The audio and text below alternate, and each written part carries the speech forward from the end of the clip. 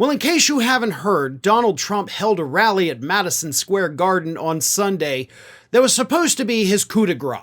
This was the big culmination of everything that Donald Trump has worked for his entire life. Getting to do it on stage at Madison Square Garden, one of the most, kind of prestigious venues in all of America, and Donald Trump is the headliner. He's been waiting for that moment his whole life, and the entire thing basically turned into a Klan rally. And it all started, of course, with that viral clip that I'm sure everybody has seen by now, so-called comedian Tony Hinchcliffe saying that Puerto Rico was a floating garbage island. In case you haven't seen it, here he is. A lot going on. I don't know if you guys know this, but there's literally a floating island of garbage in the middle of the ocean right now. Yeah. I think it's called Puerto Rico. Okay. All right. Okay. We're getting there. Again, normally I don't follow the national anthem, everybody. Now, of course, that is the clip that became the most viral from the entire event that took place on Sunday. It even prompted New York Governor Kathy Hochul to come out and denounce the statement. I mean, that's how bad it was. And of course, it's not just Democrats who had to denounce this, even though they all widely did. Trump's own campaign. Not allies, not, surrogates. His actual campaign had to come out and denounce the statements from the comedian they hired. They said this joke does not reflect the views of President Trump or the campaign, senior campaign advisor Danielle Alvarez said in a statement to the Washington Post. Imagine bombing so badly that the people who hired you have to come out and be like, hey, yeah, whoa, totally did not know that was going to happen. Even though, of course, as people on Twitter pointed out, that he was reading from a teleprompter, so there was clearly a script. Other human beings had their eyes on it. He also, of course, made racist comments about Latinos, saying that, they have a lot of babies because they don't pull out. But he's not the only one that got up there with a hell of a lot of racism. Tucker Carlson was also on board, right? The disgraced former Fox News anchor. He came out with his own version of racism, attacking the ethnicity of Vice President Kamala Harris. Here he is. At that moment, it's going to be pretty tough for them 10 days from now to look in the eye to America with a straight face. It's going to be pretty hard to look at us and say, you know what? Kamala Harris, she got 85 million votes because she's just so impressive. As the first Samoan, Malaysian, low IQ, former California prosecutor ever to be elected president, it was just a groundswell of popular support. Now, obviously, Vice President Kamala Harris is neither of those nationalities, and Tucker Carlson knows that. He's not stupid. He just pretends to be because he knows that his audience is very stupid. So, he has to dumb himself down and, of course, has to attack people that are smarter than him, like Kamala Harris, calling her low IQ, which, of course, he ripped directly out of Donald Trump's talking points because even though Tucker Carlson's not an idiot, he's still not smart enough to come up with his own talking points. He's just lazy. But there's some racism there. Oh, and let's not forget Stephen Miller, who, of course, has been basically accused of being a racist since he came to the national spotlight. He also went out there and let us know that America is only for Americans. Here he is. The cartels are gone. The criminal migrants are gone. The gangs are gone. America is for Americans and Americans only. One man. And that man, ladies and gentlemen, that man took a bullet for you. He took a bullet for democracy. And America is only for Americans, said the man who looks like he's in his early 60s, but is somehow in his late 30s or early 40s. Hate really ages you. I actually think Stephen Miller and I are about the same age. And I mean, I think I look younger than him. I don't think I look as bad and as washed out as he does. Maybe I'm wrong, but I think hate has done a number on his whole body, right? Not just his mind, but his physical appearance is just this goblin-like, hate-filled weasel, I think is the best way to describe him.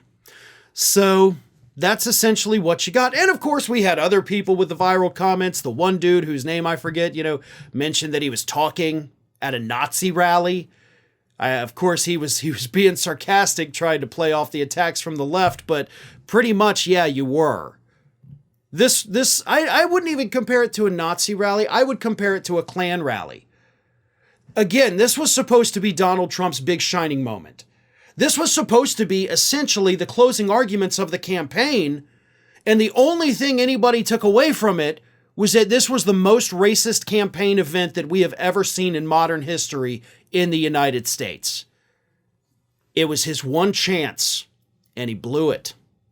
But don't tell that to people like Alina Habba. Oh, hell no. In spite of the fact that she has lost every case that she has handled for Donald Trump, Alina Habba walked out on stage like she was some kind of conquering hero. Here she is, loving every second of being in the spotlight. This, to me, is the funniest thing that happened at the rally. Take a look at Alina Habba.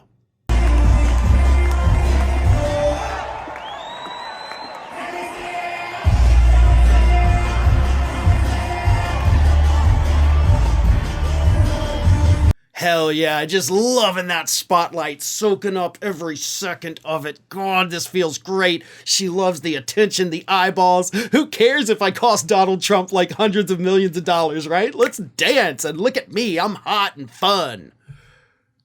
You've literally ruined Donald Trump financially. You, from your horrible lawyer skills. And that's how you walk out on stage. The fact that he has kept you around after literally destroying him blows my mind. So you go be cocky, arrogant, all you want. That's the greatest thing that is ever going to happen to you in your life, and you will never replicate that experience ever. But let's get to the meat of it, right? Donald J. Trump. Trump comes on stage, says a lot of stupid stuff, but there was one thing he said that 24 hours after he said it, finally started picking up the headlines on it after, the racism stuff was dealt with. They had to deal with Donald Trump suggesting that he and Republican House Speaker Mike Johnson have a secret plan in place that they will reveal after the election. Here he is. And I think with our little secret, we're going to do really well with the House, right? Our little secret is having a big impact. He and I have a secret. We'll tell you what it is when the race is over. Nobody knows what this secret plan is. Nobody knows if this secret plan even exists. But a lot of people, of course, are speculating that this could be Donald Trump's plan to get Mike Johnson to not certify the Electoral College results, which, of course, is a pretty big if, considering the fact that in order for that to happen, Republicans not only have to keep the House of Representatives, but Johnson would also have to become Speaker again to be able to whip the Republicans to do what you want them to do, and he would only have like 3 days to do it. So that's a tall order, if, of course, that is what this big grand secret is. Another thing that happened while Donald Trump was speaking was that everybody started filing out of the arena. Yeah, they stayed for the racism. They stayed for Alina Habba's weird walkout as if she'd ever accomplished anything in her life. And they left for Trump. Like, he was the headliner. And, yeah, we don't care about this guy. It's like going to a Taylor Swift concert and leaving after the opening act. So it did not go well for Trump. He needed it to be perfect. He needed people to be talking about how amazing it was for weeks after.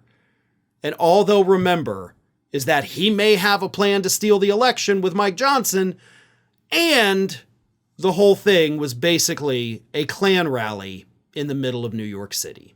Did you know that you might be missing out on wonderful content from me?